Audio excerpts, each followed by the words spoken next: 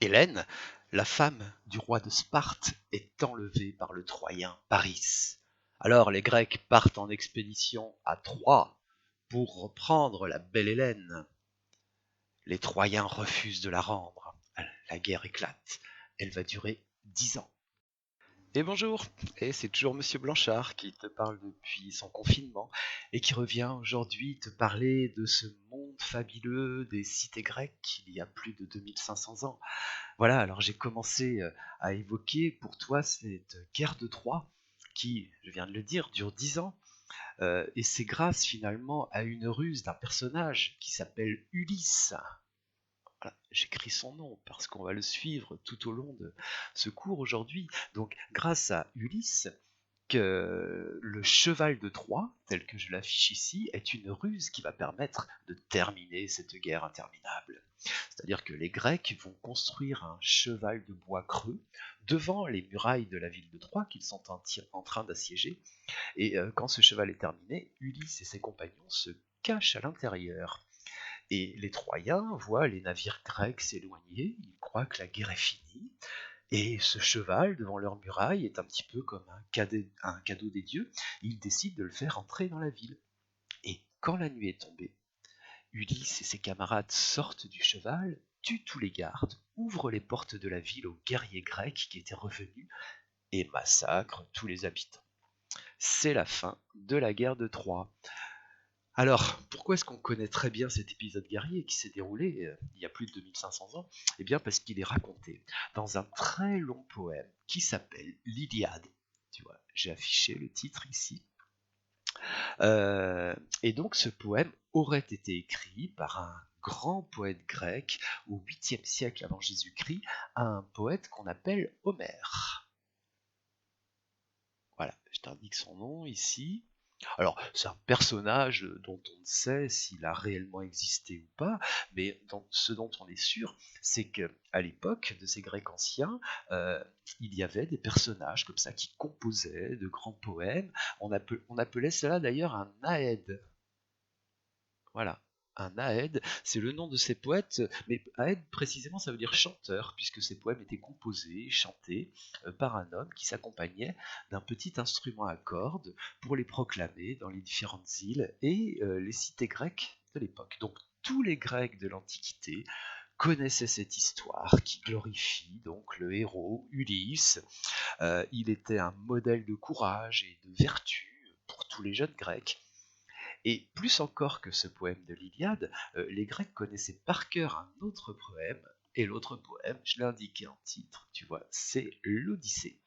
Et ce poème raconte le long et difficile retour de Ulysse, le héros, vers son île. Son île s'appelle Ithaque, I-T-H-A-Q-E, une petite île au large de la Grèce. Et sur cette île l'attend sa femme Pénélope et son fils Télémaque. Alors, tu reconnais sur la carte qui vient de s'afficher tout le bassin méditerranéen. Hein, voilà, ici donc la Grèce, qu'on avait repéré déjà dans le cours précédent. L'île de Ulysse, voilà, Ithaque, se trouve ici. Cette carte, elle est extraite de ton manuel, où il y a un dossier de 2 pages sur l'Iliade et l'Odyssée. Hein, je t'y renvoie, j'en reparlerai à la fin. C'est donc pages 80 et 81. Tu pourras observer peut-être la carte de manière un petit peu plus claire que sur ton écran. Et tu vois sur cette carte comment donc Ulysse va parcourir la totalité du bassin méditerranéen. Tu vois, il va même ici jusqu'à un endroit que les Grecs appelaient Calypso, qui correspond au passage avec l'océan Atlantique, le détroit de Gibraltar. Et puis l'essentiel de ces aventures, tu vois, se déroule ici entre la Grèce, l'actuelle Italie, la Sicile et la Corse, pour te repérer. Voilà. Et donc, il aborde au cours de ce voyage de nombreuses îles, il va rencontrer des êtres magiques, féeriques ou maléfiques, il est parfois aidé par les dieux grecs, ou alors parfois empêché aussi par ces mêmes dieux. Bref, ce sont des aventures extraordinaires hein, qui bercent les rêves de gloire et de force de tous les jeunes grecs de l'Antiquité. Et parmi les multiples aventures d'Ulysse au cours de ce long périple, il y a 3 épisodes. Ce sont les 3 épisodes dont il est question à la page 80 de ton manuel. Et ce que je te propose dans cette vidéo, eh bien, c'est de te raconter quelques détails sur ces 3 épisodes des aventures d'Ulysse. Eh bien oui, en ce moment c'est le confinement, mais grâce à Ulysse et grâce à Homère, tu vas pouvoir t'évader et puis partir pour des aventures extraordinaires. Alors voilà, le Cyclope, première de ces aventures. Ulysse et ses compagnons débarquent donc sur l'île des Cyclopes. Alors les Cyclopes, ce sont des géants avec un seul œil au milieu du front. Voilà, et ils sont surtout réputés pour leur férocité et leur réputation de mangeurs d'hommes. Alors, Ulysse et ses compagnons sont faits prisonniers par l'un d'eux, qui s'appelle Polyphème, et qui commence à dévorer les compagnons d'Ulysse. Voilà, mais grâce à une ruse, Ulysse parvient à s'échapper avec ses compagnons. Et je vais t'expliquer comment. Eh ben, il va commencer par enivrer le Cyclope. Il lui fait boire 1, 2, 3 verres de vin. Il lui révèle ensuite son nom. Il lui dit « Mon nom est personne ». Et voilà. Et sur ce, le Cyclope s'endort. Et pendant que le Cyclope s'endort, c'est ce que tu vois sur la représentation ici de ce vase grec, tu vois un homme plonger une longue perche ici dans un brasier. Eh bien, en fait, ils sont en train de durcir la pointe d'une lance en olivier dans le feu, et ensuite, c'est ce qu'on voit sur la partie droite de l'image, Ulysse et ses camarades enfoncent cette pointe dans l'unique œil du monstre. Et là, donc, il devient aveugle, il crie, il hurle, il y a du sang qui gicle, il alerte tous les autres cyclopes de l'île, qui accourent affolés à la porte de sa grotte, et oui, parce qu'il habite dans une grotte. Et que t'arrive-t-il, Polyphème? Qui te maltraite ainsi? Et Polyphème répond « Mais c'est personne !» Et voilà, et donc tous les autres retournent chez eux, croyant que Polyphème est dérangé. Voilà. Et ensuite, Ulysse va user d'un autre stratagème pour sortir de la grotte du Cyclope. Il va s'accrocher, ainsi que chacun ses compagnons, sous le ventre des moutons du Cyclope. Et le Cyclope, qui est devenu aveugle, laisse sortir ses moutons et Ulysse avec. Voilà. Et ainsi, Ulysse peut s'échapper de cette île des Cyclopes et poursuivre ses aventures. Deuxième aventure, notre héros aborde une île habitée par une dame qui s'appelle Circé. Et Circé, c'est une magicienne qui est dotée d'une voix mélodieuse, qui se promène toujours avec sa baguette magique. Et donc elle habite toute seule sur cette petite île au fond d'une vallée. Elle est entourée par des piliers d'or, gardée par des loups et des lions. Voilà, une magicienne. Et Circé a une ruse. Elle accueille Ulysse et ses compagnons et elle leur fait ensuite boire un poison qu'ils avalent tous inconsciemment. Et les compagnons d'Ulysse sont transformés en cochons. C'est ce que représente ce vase antique là dans sa partie gauche. Mais l'un des compagnons d'Ulysse, qui n'a pas bu le poison, prévient Ulysse, et donc il ne tombe pas dans le piège de Circé. Alors, Circé est méchante, certes, mais au final, elle va se montrer gentille envers les compagnons d'Ulysse. Bon, au passage, elle tombe un petit peu amoureuse d'Ulysse, et puis ils vont passer une année enchantée sur cette île, en compagnie de Circé, voilà, à profiter de tous les délices que leur offre ce lieu. Mais néanmoins, au bout d'un an, Ulysse décide de reprendre la mer, il doit poursuivre sa mission et rejoindre son île, et donc Circé accepte par libérer Ulysse, et il poursuit sa route. Les sirènes sont constituées d'un corps à demi femme et à demi poisson. Tu en as certainement déjà vu dans les films, sur des images. Elles sont séductrices, elles ont des cheveux longs, elles sont évidemment très belles, mais ce sont aussi des démons marins. Et elles ont un don. Elles ont une voix somptueuse qui séduit les navigateurs, qui les pousse à se jeter à l'eau, et évidemment ça les entraîne à la mort.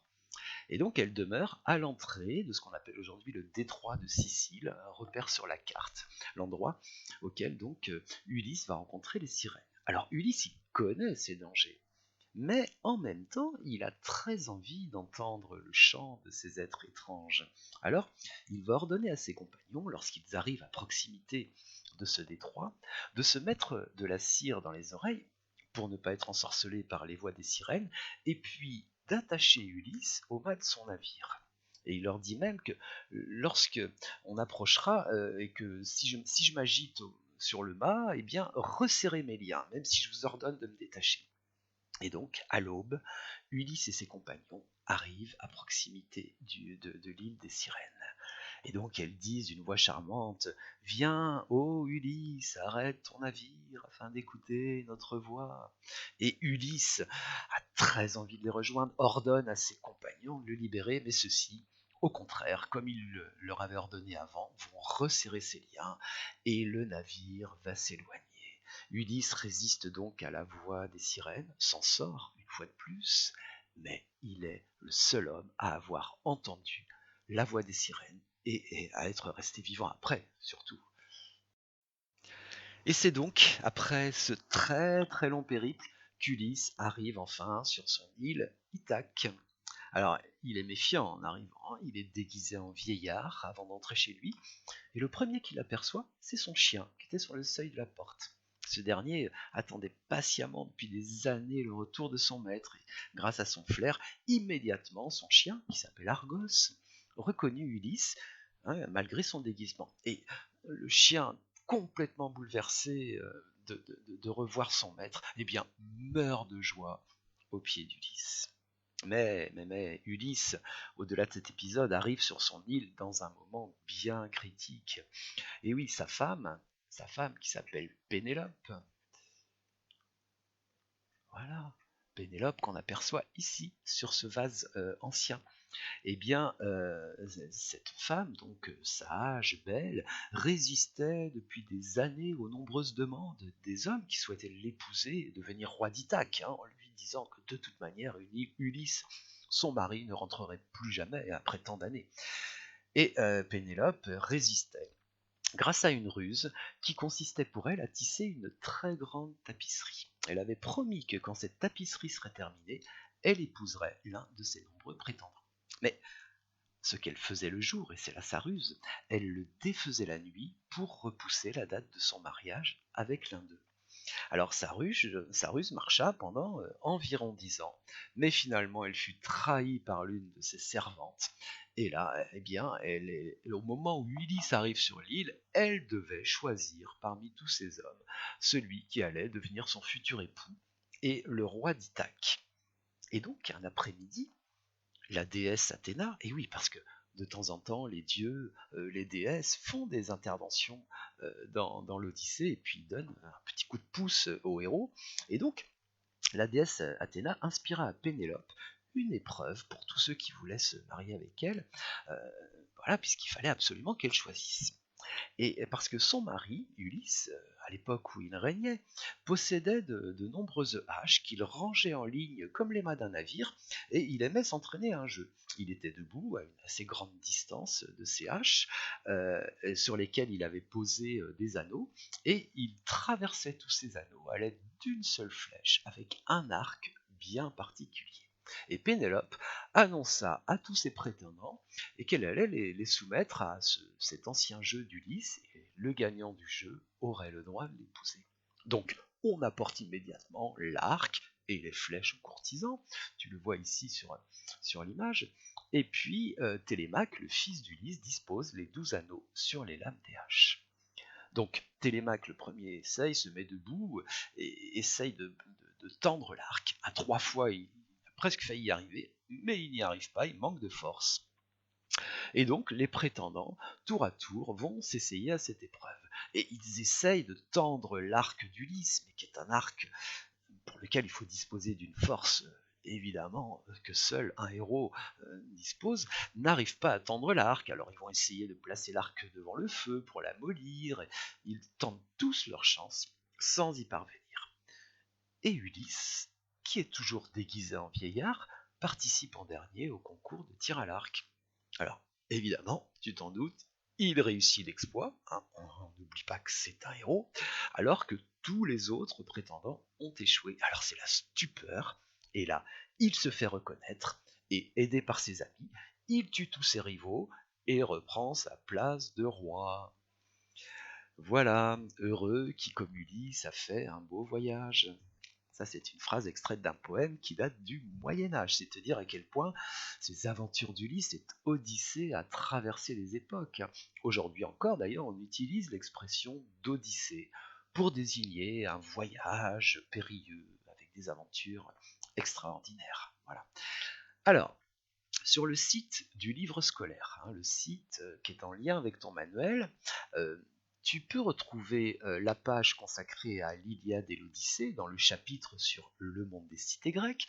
Une fois que tu es cette page, tu as un petit onglet complément en haut à gauche de l'écran. Je te propose donc de cliquer sur cet onglet et tu vas tomber sur une animation de la BNF, c'est la Bibliothèque nationale de France.